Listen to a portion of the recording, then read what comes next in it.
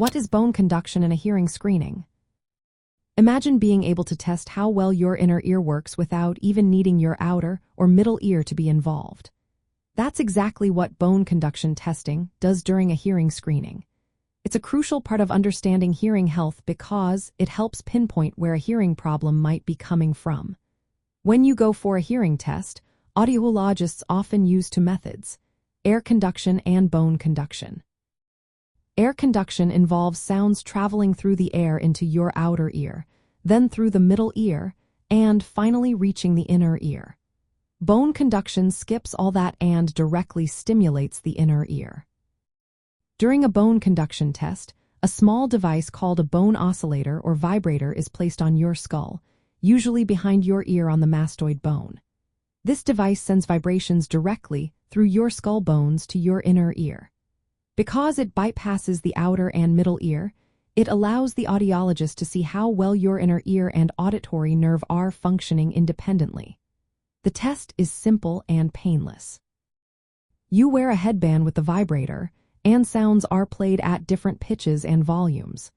You signal when you hear each sound, and the audiologist records the softest sounds you can detect at each pitch. This process is done for each ear, sometimes with masking noise in the other ear to make sure the results are accurate.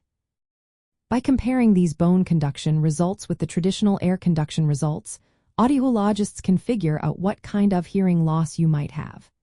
If your bone conduction thresholds are better than your air conduction thresholds, it suggests a conductive hearing loss, which means the problem is in the outer or middle ear. Common causes include earwax buildup, fluid in the ear, or a perforated eardrum.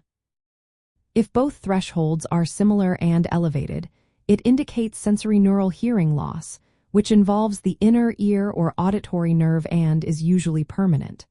Sometimes, both types are present, leading to a mixed hearing loss. This distinction is very important because it guides treatment options. Conductive hearing loss might be treated with medical procedures or surgery, like removing earwax or repairing a perforated eardrum. Sensorineural loss often requires hearing aids or cochlear implants because it's usually permanent. Bone conduction testing is a key part of a comprehensive hearing evaluation, helping professionals recommend the best course of action. In essence, bone conduction in a hearing screening is a way to test how well your inner ear responds to sound vibrations sent through your skull.